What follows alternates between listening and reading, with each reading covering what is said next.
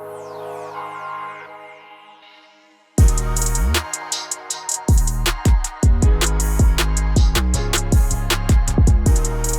Jordan. What's up, Michael? We're back with the How to Become a Personal Trainer podcast every Tuesday morning of 2024 and beyond. Except maybe in December. We took a week off in December of 2023. Maybe we'll do that in 2024, December. Maybe we won't. Maybe we'll push through. Maybe we'll ascend into the holiday season this year instead of, fall on our faces. Maybe.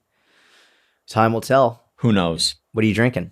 You got aminos? Ice water out of a reverse osmosis filter, although this is a plastic bottle, which I do not condone any longer. I need to get a metal bottle. Yeah, you're not big on the plastics anymore. 240,000 nanoparticles of microplastics in the average 1 liter plastic water bottle. Now, that's not what this is, right? It's a different kind of plastic, but that's insane. What kind of plastic is that? I don't know. Not the same as like an ice mountain. Oh, you mean like an Aquafina type bottle? Yeah. Yep. Yeah. And we don't, obviously we don't know what that means. Like, is that actually for sure bad for us? And if so, how bad is it? We don't know. But 240,000 is a lot of plastic. I don't need to be drinking that much plastic. You know? Man, dude. We need test at 1K, not at 200. 240K. Test levels at 240,000? Oh, I thought you were saying you want your microplastic levels at 1K. No, I want my microplastics at 0. We want 240,000 test levels. I don't know what that would be. That would be, my brain can't even comprehend that. I got a couple random things here. Actually, first, shout out Chris Gates. Chris Gates in the mentorship. I said we would hit on this in the podcast, so we will. We just did a Q&A, and Chris Gates said, Mike, how's not scrolling going? And basically, if you're not scrolling, how are you reading this? Like, ha, ha, ha, which is good. That's clever, Chris. But scrolling, let me explain here. When I say I'm not scrolling, and by the way, I've scrolled on Twitter some. No. Yeah, I've scrolled on Twitter some. Not a ton, I but didn't some. know that. But not on Yes, Instagram. You did. No, not on anywhere else. But here's the thing. When I say not scrolling, like if I have a bunch of text messages and I need to go down a little bit on my phone to look at them, I do that. Of course. Yeah. But even on a desktop to read the questions in the mentorship, there's kind of a scroll. When I say not scrolling, I'm not going on For You feeds. I'm not scrolling through Reels, TikToks, YouTube Shorts, any of those like this where you end up doom scrolling. I still, use my phone. If I'm writing in a notes app and I need to move the phone a little bit, I do that. But I avoid algos that are essentially trying to infiltrate and ruin our brains. Yeah. I thought that was self-explanatory. Okay, maybe it is. No scrolling on social media. What are you seeing on Twitter though? Or formerly Twitter, now X. What am I seeing? What am I not seeing on there, Yeah, what are you seeing? Anything good? No. What I actually do is I really don't like if I just scroll the algo, I end up seeing, a random street fight. I end up seeing stuff that I don't need to be seen. Of course, me too. But I'm wasting my life away watching them. So I'll have a handful, 3 to 7 people who I type in their name and then I go to what they have tweeted and then I read their tweets up until I'm caught up on their tweets and then it saves them as recent searches. So that's my primary use of Twitter. No, I'm going to keep, maybe someday I'll reveal my sources, but not right now. Not right now. Okay. So that's to answer Chris's question. All right. Good. I have a theory that you're not going to like. Oh, go ahead. I was going to say that you've been using that treadmill, getting your cardio in. I have. I feel fantastic. Dude. Yeah. You did 12 incline, 3.4 speed for 30 minutes. You got some good cardiovascular activity right there. Yeah, it was reasonable. Give me a few weeks to build up my base before I start taking my blood pressure again on Jordan's recommendation. What's your theory? It's not it's It's a fact. It's between the two, but you're not going to like it. I bet I'll love it. Actually, I'll start. No, you're not going to like it. I'll start with this. You and I have different GI tracts, I have come to understand, because the amount of insoluble fiber that you consume, if I get close to that, I don't digest food. What happens? I'm not, for the pod, for the audience, I'm not going to be graphic, but my food doesn't get digested and it doesn't get absorbed into my body and used. It doesn't get broken down. The insoluble fiber acts as this capsule that just carries it through. Yep. And so I've had to significantly reduce my bran buds intake, unfortunately, and things are very dialed. Oh, good. So yeah, it's good. I actually really liked when I first started having them, I was essentially only eating Christmas cookies. And I've come to realize that it's an excess of sugar and, high amount of calories that actually caused me, sugar and butter. Yeah. But specifically sugar, because there were times where, my wife bought these like Airhead candy, like not an Airhead, but it's Airhead in like this form. Like it looks like an oversized Skittle, but it's Airhead. Really? Mm-hmm. Yeah. You don't want them, but it is sugar. That's just sugar. Yeah. That's straight sugar. That would cause like GI discomfort, distress, and basically non-optimal digestion, where reducing the intake of those processed sugars, just like cutting out desserts and eating slightly fewer calories overall, maintenance or in a slight deficit, has led to things being way, way, way better and normal and feeling really good compared to, I don't know why, but I used to have a theory that like essentially increasing calories would cause more waste and like get things figured out if you were backed up or whatever. And that proved incorrectly. Yeah, it doesn't. Yeah. I don't think that's how it works. No, that's not how it works. Might have been a justification to have a few extra Christmas cookies. Who knows? But just need to get this out. So I'm just going to eat more shit. Yeah. Yes. Clog my GI up. That sounds not right. But who would have known that like, eating traditionally healthy foods and in reasonable quantities would lead to the body properly regulating and getting you feeling good. Bro, eating high quality food is the most underrated thing right now. Mm-hmm. Just like eating super, super high quality. It's just the best. It's the best. I think we should go back to clean eating. We need to bring clean eating back. I'm on day 5 of 0 desserts and 0 processed, like no chewy bars, no like, I don't remember if we talked about this in our last podcast, which was just 2 days ago we recorded it, where I would have been on day 3, but day 5. Just got to give them that perspective. Context. Just so you guys know. I'm not that impressive. Just like, we're not a week into this. But tell me, what do you mean? Dude, clean eating. You're bringing it back single-handedly? No. Quadruple-handedly. My 2 hands, your 2 hands. We're going to bring it back. Okay.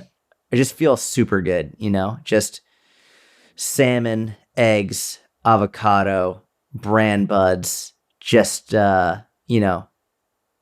apples, watermelon, blueberries, blackberries. Yep.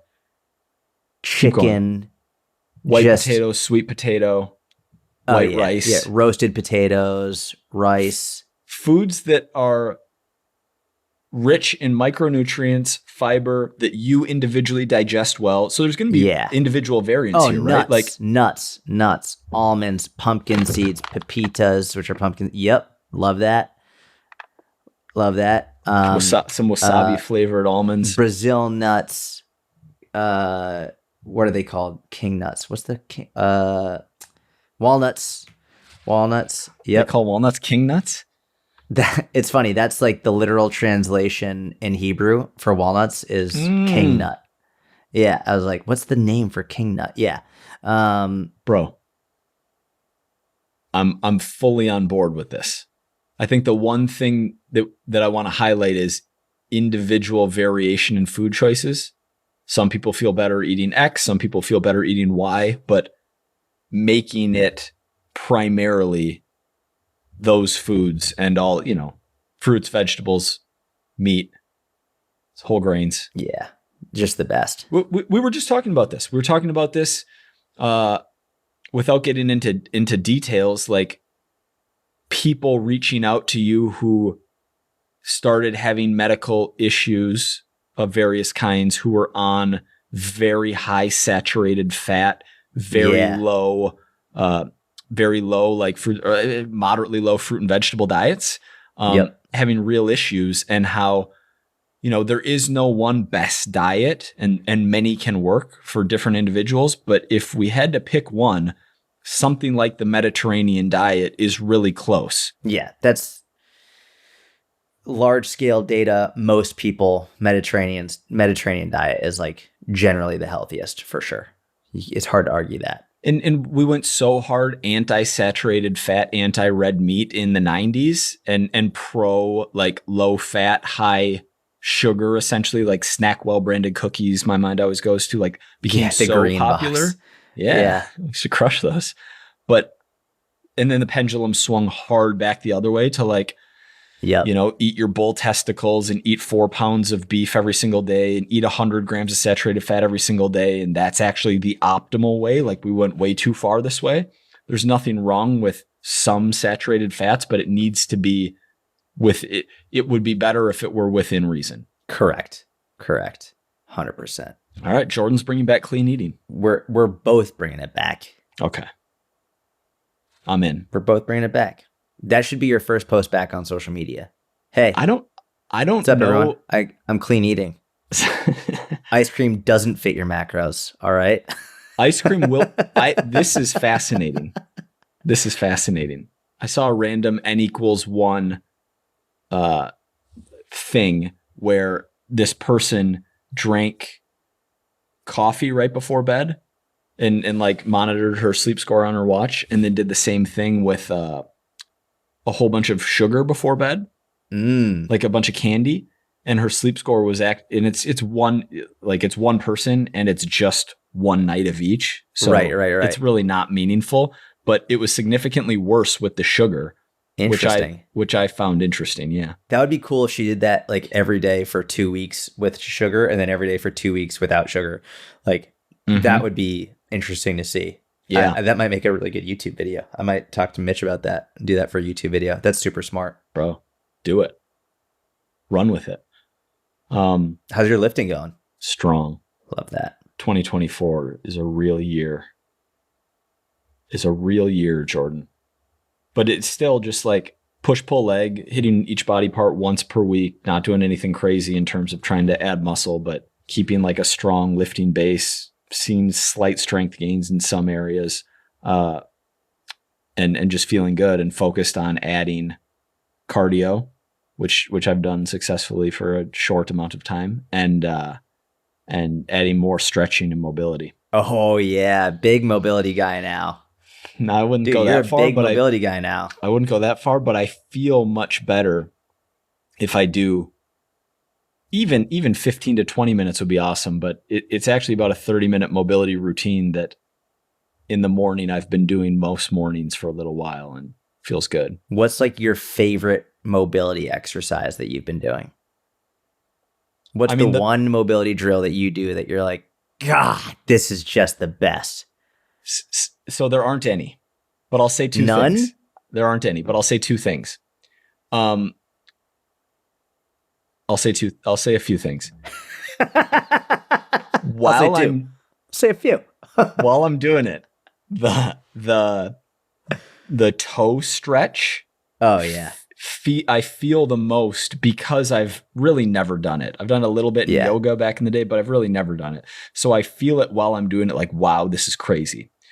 What I feel the most like a positive residual effect is all of the thoracic, flexion, extension, and rotation, and not just like I'll do it in my warm up before every workout, right? I'll cat cow a few kind of lazily and do a few T-spine rotations. I'm like, all right, on to the next thing.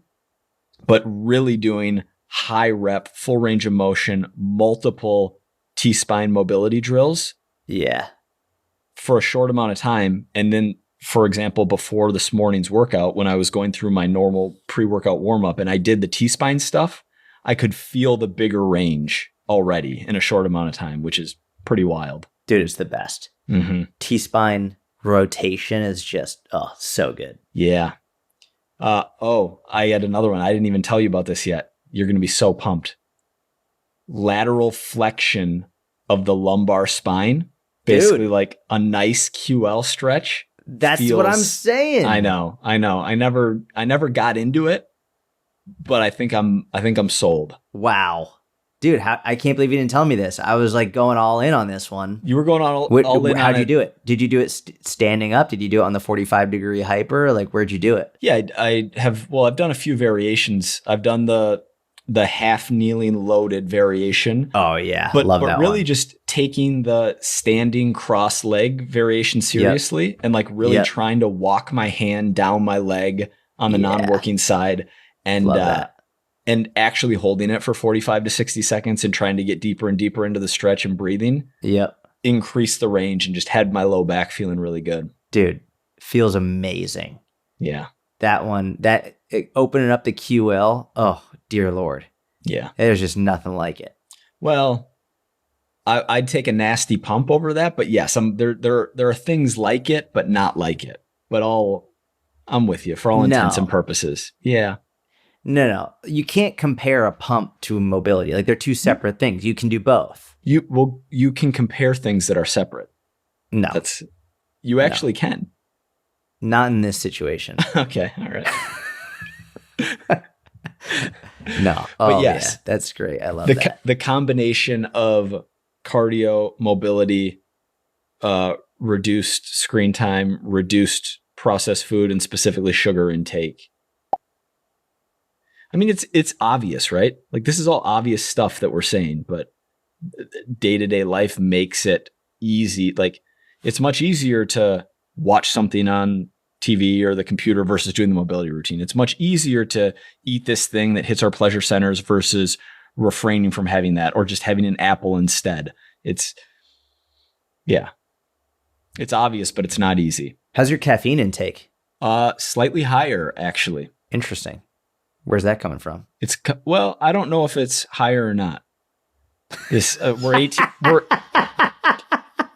18 minutes in, and I feel like this is just Mike rants about recent things. I'm just trying to bring up all the things that I have a feeling you're going to really enjoy talking about. Well, here, I actually wasn't going to go on this whole diatribe, but maybe a few people are interested. I had an incredible observation when I was in Florida. Okay. Because we had some really bad weather for most of the trip. Bad, still better than Minnesota, but no sun, very cloudy, colder than normal. And I still felt really good. And when I was trying to think about what I do differently when I'm there, more human interaction, like what are the things that are different, more time outside. One of the things that is different is the coffee there is weaker, and I don't use Splenda or Sweet and Low. Instead, I use stevia because that's what's there. Like, I'm not, I just put it in, and I drink more coffee when I'm there, and I feel good. Versus here, when I drink coffee, I make it stronger, and I use Splenda or Sweet and Low, and I don't know. I don't think I feel bad when I'm here, but since coming back, I've made the coffee a little weaker. Use stevia instead. So what I'm saying is, even though, yes, blah, blah, blah, science says artificial sweeteners are fine, I'm on board with that because I'm not smart enough to not be on board with that. Personally, in a short window, I have noticed increased mood and like better brain function in some way. And you're changing so many variables. That you're eating healthier, that this is actually what's causing it, not this other thing? Sure, maybe. But I think sweetening my coffee with stevia and having less other types of artificial sweeteners overall may be having a positive effect on my life. Dude, I believe that. It's interesting. Like, I have diet sodas, no problem, and I feel fine with them, but I never put Splenda or Sweet and Low in my coffee or in anything. There's something about, especially Sweet and Low, that like neon pink packet, that if I rip it open and put that in I immediately feel bad. Immediately. Like, as I put it in, I'm like, This just doesn't feel good to me. And like, so I've never really put sweetener in my coffee, but like, and Sweet and Low is saccharin and Splenda is sucralose. So they are different sweeteners. And I think the data behind sucralose is better and more positive than the data behind saccharin, which that's why like saccharin is in less places these days. Yeah. I just don't, when I put it in, I don't like either of them. But like diet soda, I'm fine. Like with aspartame, like no issues whatsoever. Mm-hmm. But like something about that Sweet and Low or ripping that packet open, it's definitely mental. Maybe not, but just don't feel good when I have those at all. We might be onto something here. We might be going anti-artificial sweetener. Dude, I think we should do that. Clean eating, anti-artificial sweetener. By the way, I'm fully on board with the research of subbing out sugar for artificial sweetener is very good, especially if you have to lose body fat or if your clients have to lose body fat to be healthier. It's definitely a better option. Like hands down. I'm still pro artificial sweetener. But yeah, but you're pro in general, but just not for you personally? Yeah, correct. Are we trying to optimize here with clean eating and reducing artificial sweeteners? Dude, you know what? I'm trying to go the opposite way. I just want to see. I just want to experience it. I just want to live it. You know what I mean? Like we've been told so many things that, and we get bought in and we live in an echo chamber. It's like, let me see what they're saying. Let me give it a shot. And when the echo chamber is justified with science, it's hard to like, yeah. Just, let me give it a shot. See how it makes me feel. Yeah. And that's what I feel like more people should do that. It's like everyone gets stuck in this echo chamber. Like, this is right. I'm only going to do this. And then they build up this like intolerance for the other way. Like this mental and emotional intolerance for like, well, you're just stupid. It's like, well, if you do cardio, you're stupid. Yeah, exactly. Which is what you and I grew up with in the industry. Yeah. Like, we grew up with a group of people saying, cardio stupid, don't do cardio, and then people are having real fucking issues because they're not doing cardio. And same thing with stretching. I was brought up in an age in which stretching was stupid and you shouldn't stretch and stretching is going to ruin your lifting. It's like, let me give it a shot. This shit feels great. You know what I mean? So just give it a shot. Yeah. Everyone said I don't need to train my neck. Losers. Give it a shot. Give it a shot. Yeah. I love that. Should we keep a list of what we're doing? Because we both may forget. Did you ever read Peter Attia's book in the Hole? Yeah. Did you really? You finished it? Yeah. Oh man, I didn't. You were like, let's keep a list of things we're doing. I was like, I remember we used to say like we were going to read this whole book, and I just never fucking finished it. Was it good? Yeah, it was. It was good. The whole thing was good? The whole thing was good. The last chapter is very different. The last chapter is all about emotional health, and like he talks about his own story, which is cool in its own way. That's okay. I know. I didn't tell you. We've got probably 40 emails from people asking when we're going to talk about his book and saying how they're massively disappointed in you. But yeah, no, we didn't get any of those emails. Actually, I'm just kidding. Artificial sweeteners, clean eating, stretching, cardio. Oh wow, we're really making a list. Okay, no processed, minimal processed dessert sugar. I don't have a lot of that anyway. I'm more of a savory guy. I'm more like chips type stuff. Cool. What else? People like when we answer questions. You want me to pull up my Q&A? I think that's what we should do. Okay. Here's one. This is not fitness related at all, but some people ask me questions that have nothing to do with fitness, and we'll see. I think you might like this one.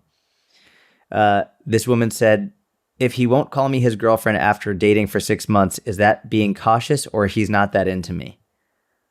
It's a great question. I lean towards it's not a great sign, but we need more context. Yeah. All right.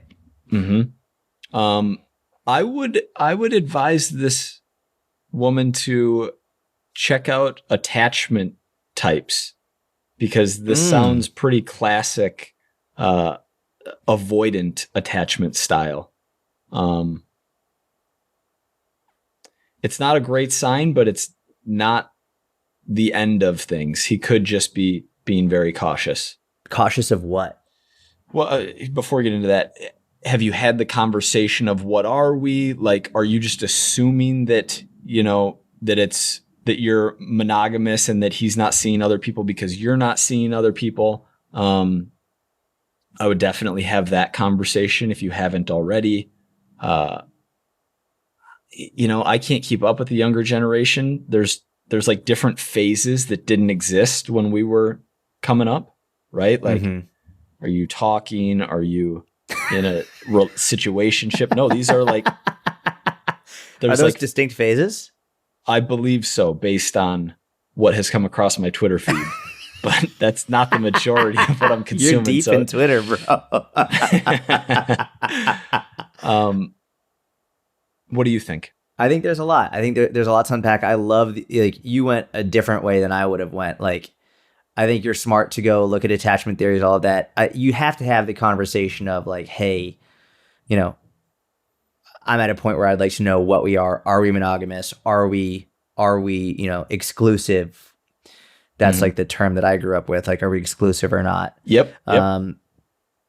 But I just immediately assumed that she had that conversation with him, but it's not fair just to assume that. So definitely you have to have the conversation. Are we exclusive? Like, we're 6 months in, like we've been seeing each other for 6 months, dating for 6 months, but like, do you want to make this exclusive or not? If you haven't had that conversation, you have to have that.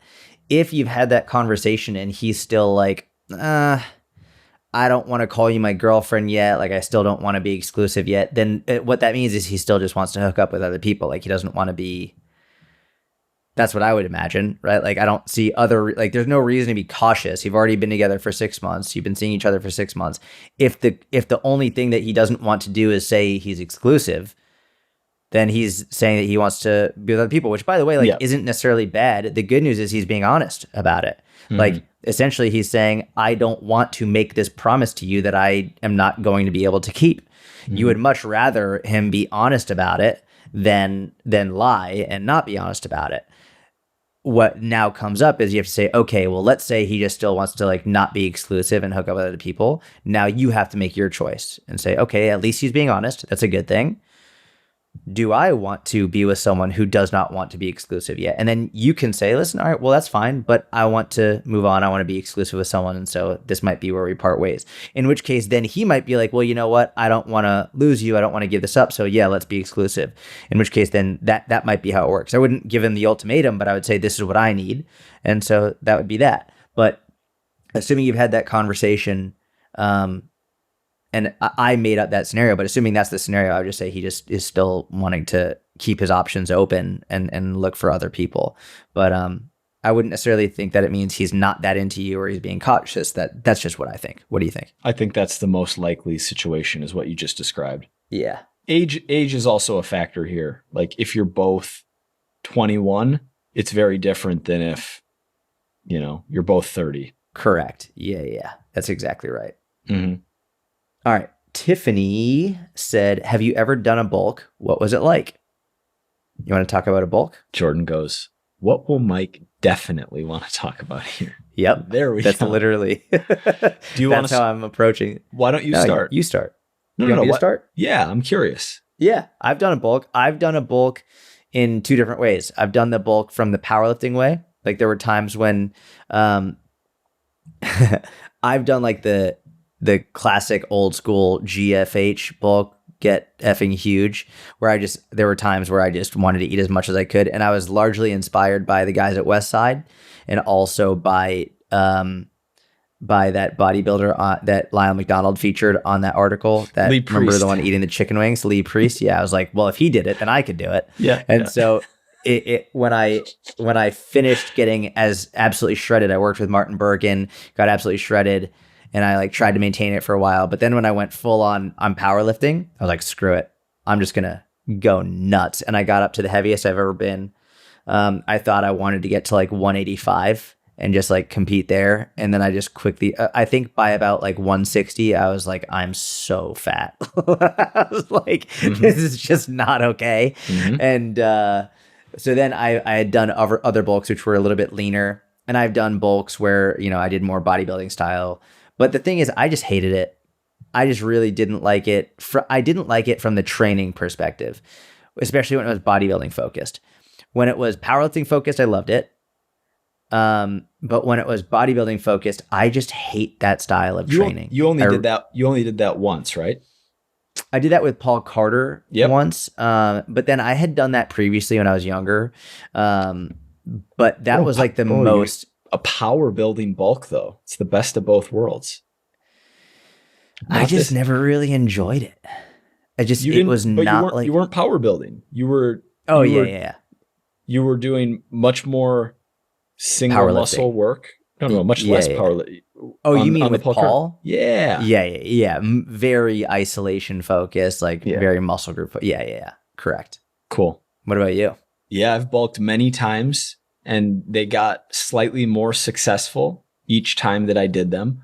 The biggest mistake I made early on was just eating too many calories, eating too much dietary fat, and gaining too much fat in a short period of time, cutting the bulk off early, because everybody has a personal preference with how fat they'll let themselves get intentionally.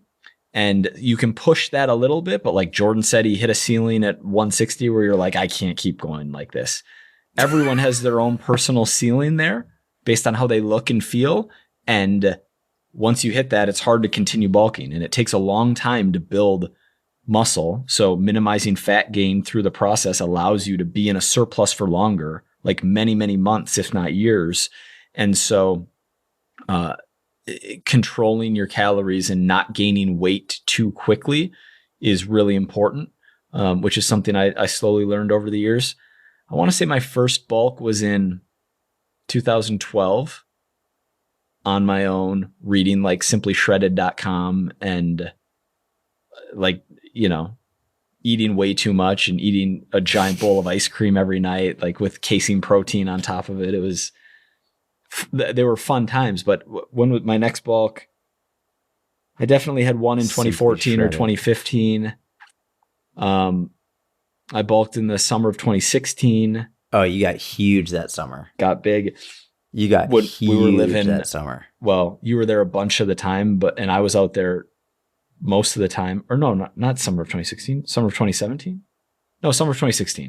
2016. Out with Gary. And that was amazing because we were just working, training our faces off, eating our faces off. And then we were in a nice... we were in nature, right? We were out east. Oh, yeah. There was the sun. I was taking probably 15 to 20,000 steps a day, eating 4,000 plus calories, eating 600 grams of carbs a day. So I was very active. I was sleeping 9 hours a night, and I was training Not on hard. A comfortable bed. We shared a bed. I didn't.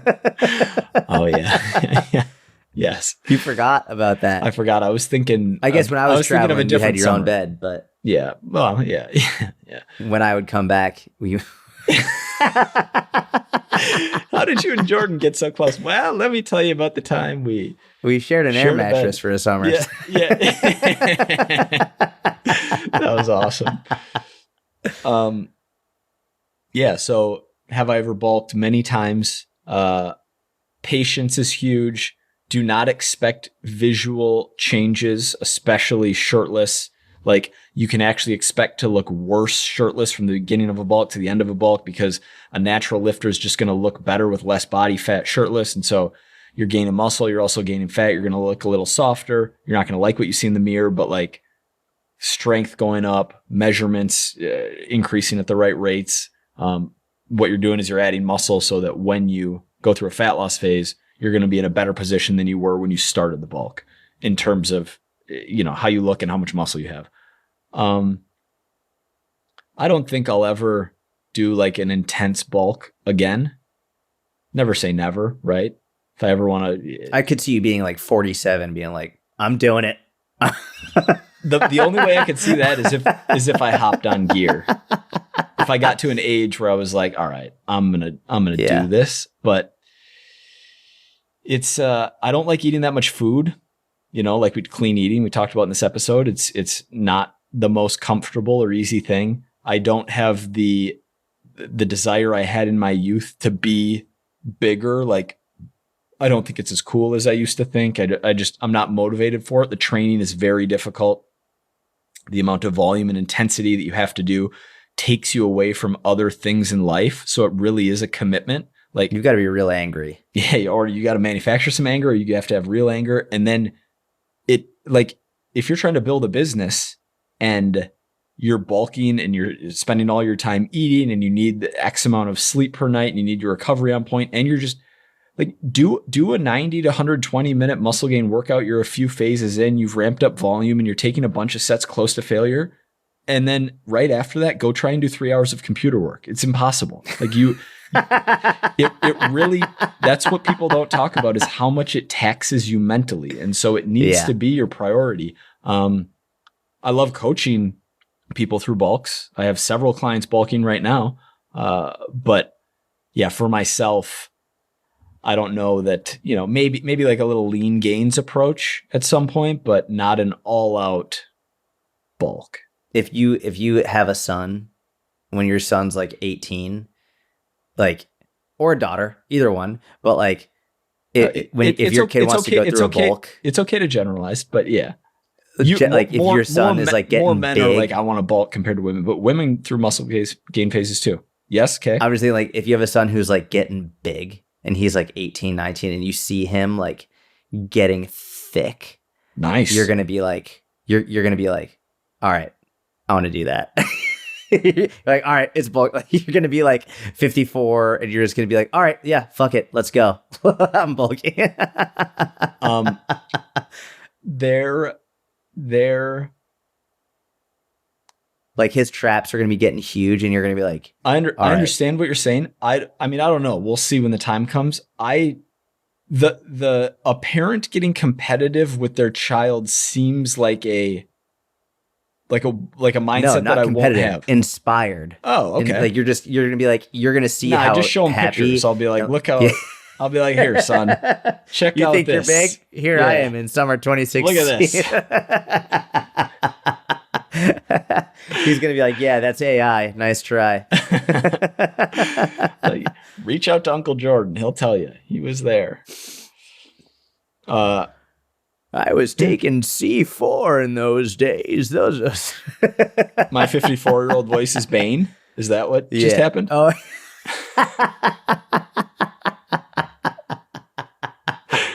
I guess that's closer to your 94-year-old voice. Is Bane? Yes. Okay. The darkness turns to light.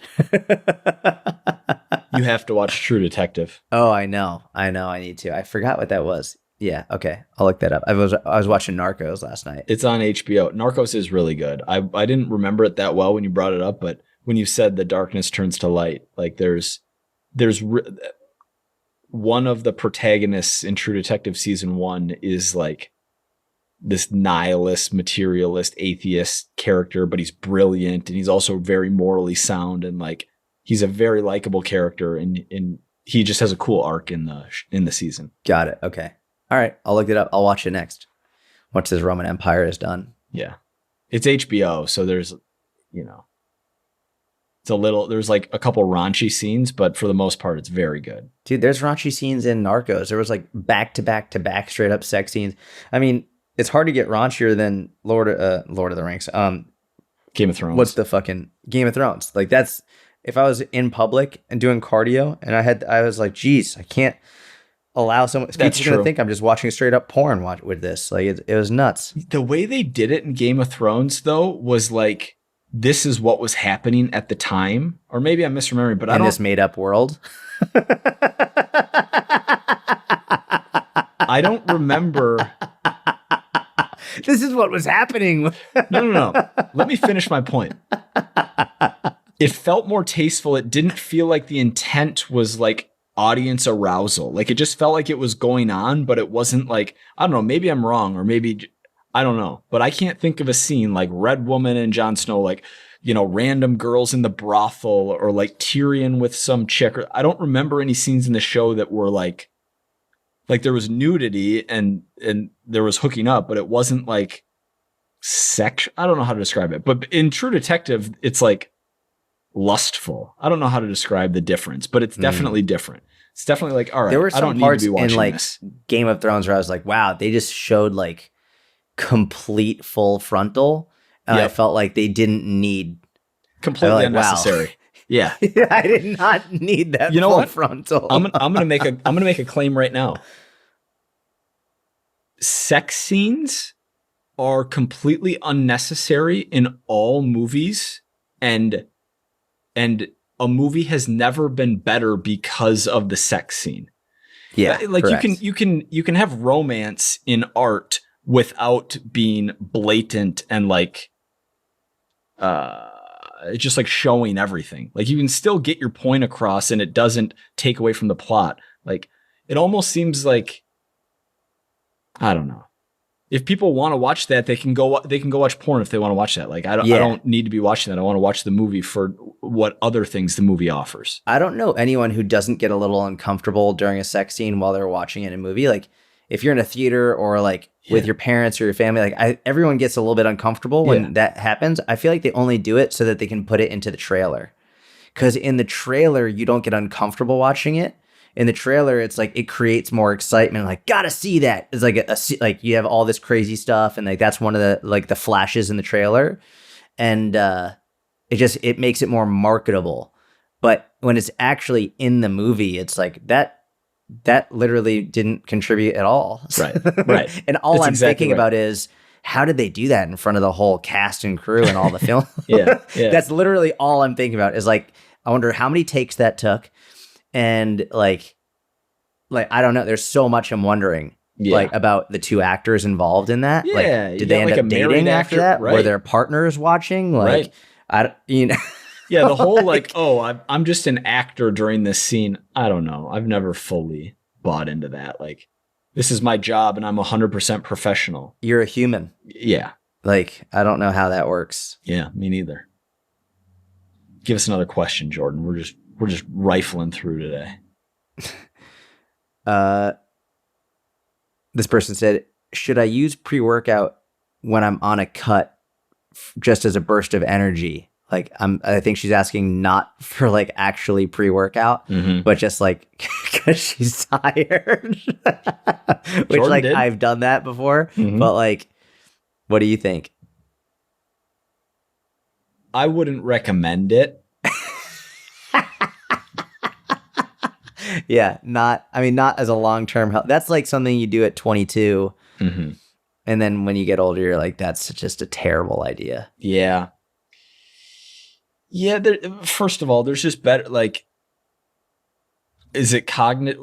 What is the purpose? Are you trying to get computer work done? Because that's where my mind goes, and you're tired and lethargic around it. Then there are better compounds you could be taking, like caffeine plus alpha GPC combination would be better than, you don't need beta alanine, or you don't need L-citrulline, or you don't need a lot of these ingredients that are in pre-workouts to have the mental energy to do work. If you just mean physiologically you need energy to get through life and you want pre-workout to like go drive to the store and get groceries, then I would argue that there's something off, which could be you've been in a deficit too long. You need to do something around sleep quality and quantity. You're in too large of a deficit. You have you're improperly hydrated. You have micronutrient deficiencies from your food choices. Don't. Good question. Maybe once in a blue moon, let it rip, right? Because we got to have a little let it rip in us to offset all of the science in the world.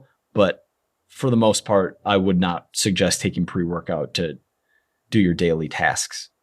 Do you worry about total carbs versus net carbs? I'm a clean eater, so I don't even differentiate as of like a few days ago. No, I don't worry about it. If I'm tracking total carbs.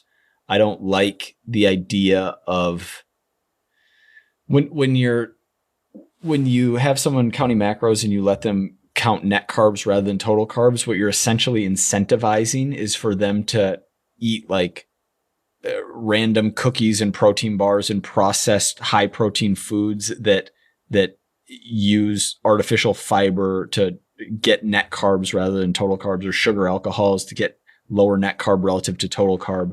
And even though it may be close to technically correct, meaning most of these fibers are between 0 and 2 calories per gram rather than 4 calories per gram, I don't want to incentivize the person to be eating a lot of those types of foods. So I'm going to have a person in that position tracking total carbs rather than net carbs. Yeah. It's also, in addition to all of that, it's also just like you're trying to find a way to hack the system. Like the whole thing is just like, all right, well, how can I finagle this? How can I like hack the system to make it? So it's just everything you said on top of anytime you're trying to look for a way to cheat the system, hack the system, like it doesn't work. It's not good. It just, you get in the mindset of, all right, well, what can I do? Like, okay, this is like a cheat. This is a hack. Stop. It's just not good. It's not a good mentality to have. And I don't know.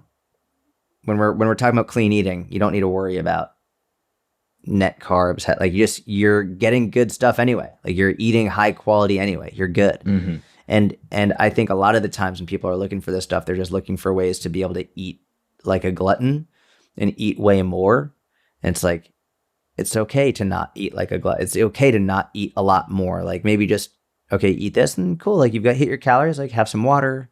Do you want to, I'll let you take that a step further. Go for it. Not only is it not okay to not eat like a glutton. Yeah. It's bad to eat like a glutton. Yeah. We'll just go there. Gluttony is bad. And look, gluttony is bad. Look, if you've been listening to this podcast, I was the definition of gluttony from February 12th, from December 12th to January 12th. Wow. And many times throughout my life, things are better when I do not behave that way, even though it's easier to behave that way. And it's especially hard to break yourself out of that cycle. But once you do and you build a little momentum, like anything in life, it becomes easier and easier and easier. Yeah. Gluttony is not good. You spiral up based on your positive habits, or you spiral down based on your negative habits. Yeah.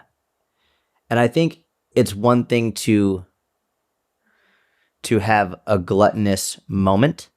It's another thing to be gluttonous all the time. And that's an important distinction to be made, where it's like, I think being gluttonous on Thanksgiving is totally fine and probably a good thing. And if you're scared of being gluttonous, then that might be an issue. But if you're being gluttonous every day and you're just always looking for reasons to be gluttonous, and if not being gluttonous means that you have FOMO, that's a problem. Like you don't need to be gluttonous all the time. And you know, it's a real problem. I think I agree. I might want to take it a step further, which is you could enjoy Thanksgiving without being gluttonous. No, you can't. There's no way. I'm joking. No, okay. I mean, you can, but like, it's hard. Like, I love pie, and that's like one of the only times in the year that I really have pie. So like, I go hard on the pie, and I'm a glutton with that pie. But like, you can enjoy it without being gluttonous. You can. I'm the definition of a glutton on Thanksgiving, and have been every Thanksgiving of my life. But I don't know that it's right. Oh, it's right. It's right. Yeah. I don't know that it's right. Something within my intuition tells me that it's not right. No. Dude, this year's turducken, or last year's turducken, I was gluttonous with that too. Worth it. Super good. I'm going to do that every year. I'm hungry just thinking about it. I think we're using gluttony in different terms. But what do you mean? I think you can overeat without being gluttonous. How? Oh, guess what? Wow, this is amazing. If you overeat on Thanksgiving, you're not gluttonous. Because the definition of gluttony is habitual excess in eating. Gosh. Wow. This is... All right. Yeah. Well, that's actually super helpful. Yeah. Yeah. So there's nothing wrong with overeating on a holiday or enjoying yourself from time to time. So just doing it on one random day technically isn't gluttony. Technically is not gluttony. So you're not being gluttonous when you overeat. Yep. Love that. It's habitual. That's really good to know. You were being gluttonous from December to January. I need to atone for my gluttony. But yes, I was. I was. And by the way, Oxford Dictionary, habitual greed or excess in eating. That's all right. The habitual part is the most important part. Wow. Yeah, and gluttony relates to drink as well as food. Yeah. Interesting. Eggnog.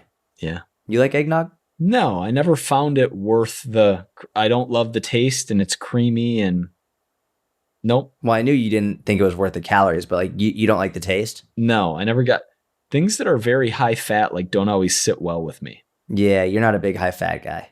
Mm-mm. I remember we would go to like Christmas parties for like our friends or whatever. Yeah, you can, we know you're Jewish, but you can come over and celebrate Christmas with us.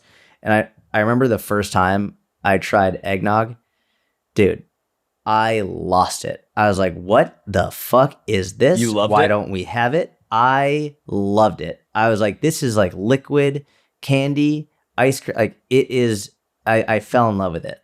And I would like beg my mom to buy it for the house. And like it was, yeah. How much do you think taste preferences are genetic versus upbringing? Probably a lot of both. I would imagine maybe even more upbringing. I think the majority is upbringing. I would imagine. 70, obviously 80-20 upbringing. Yeah, probably, if I had to throw that out there. I think because number one, like your taste can change, right? Mm-hmm. So it's like you can develop a taste for coffee. Like very few people are ever like, oh yeah, I love coffee. But then after they drink it for a while, they develop a taste. Same thing with whiskey. You can change your taste buds to enjoy whatever it is you're having. Like that, it can develop over time. So I think it's so much more about like what you're habitually exposed to. Highlights the importance of, parental involvement in kids' nutrition. Yeah. We did not have, my parents were not educated on that at all. And we just had a lot of not good stuff, One more quick one. How do you manage your mental health?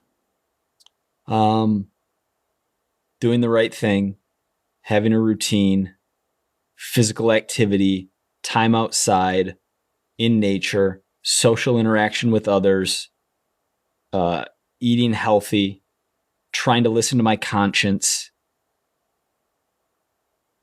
I don't want to go deep on this because I'm not a professional. I don't want to misguide people, but my uneducated opinion would be that in today's day and age,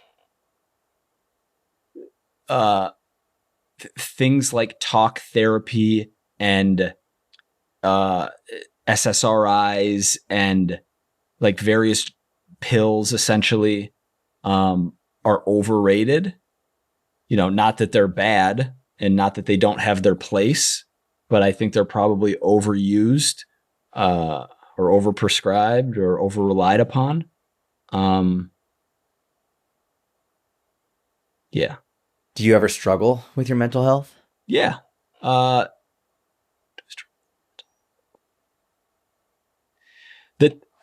said this before, the times when I've struggled more with my mental health, I could always, maybe not in the moment, but I could eventually identify the reason.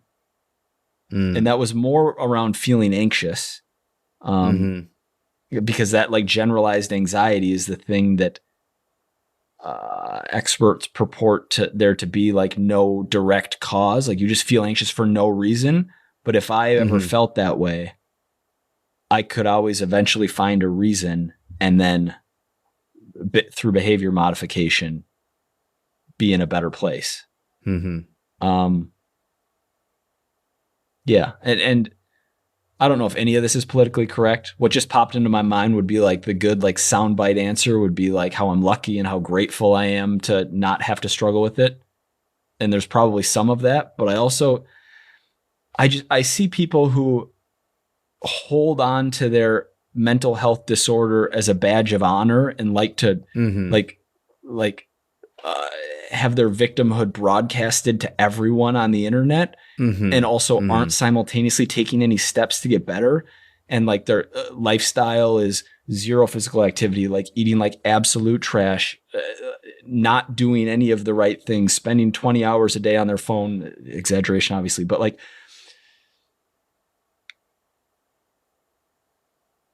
I think people can have really hard lives and really bad childhoods and like things happen to people that is absolutely not their fault that lead them to be much more susceptible to these things. And I'm very grateful and thankful that nothing like that happened to me. But then I think there's another class of people who, hold on to these things and don't try to fix them for whatever reason. Maybe because they don't think that they can. I don't know. Love that. Completely agree with all of that. How about you? What was the question? It was, how do you improve your mental health? No, I thought it was, do you struggle with your mental health? Or how do you manage your mental health? Let's look. Let's get it right. How do you manage your mental health? Yeah. And then I asked if you ever struggled with it. Manage it. I think, honestly, the managing really comes into the gratitude aspect, where it's like anytime I'm struggling, just thinking about everything that I have and thinking like, all right, like if I'm struggling, usually I'm struggling thinking about something that I don't have, or how if something was different, or if something, there was one time, actually it was something that you said that like gave me a lot of perspective. It was when we were on a business trip for when we were writing the book, and which was years ago, but I had a really good routine where I was doing jujitsu every day and I was getting really good work done. And we were out on this business trip, and you were just like, man, you've got a really good routine back home. And I was like, oh shit, I have a really good routine. Mm-hmm. And so that, like, whenever I'm thinking about like what I don't have or what could be happening, I'm like, but my routine now is pretty good. Mm-hmm. Like I actually really enjoy what I'm doing. Mm-hmm. And so I think so much of the struggle around mental health, or at least for me, has always been like, what don't I have, or what could be different? And so when I'm just thinking about what I'm grateful for, what I do have, that really is the thing that brings me back, that keeps me centered, for sure. Mm-hmm. Those are two huge points. A routine of positive habits helping you, and mm-hmm. being grateful as a way to have yourself in a better position mentally. Yeah. I had what was the other thought that just popped into my head? Oh, one of the things that made me have bad anxiety before I knew what anxiety was binge drinking. Like the day after binge drinking, college kinda, and not consistently, but there were times, feeling very anxious and just like not feeling good, but not knowing what it was, mm-hmm. was definitely a cause. And to that, I would say,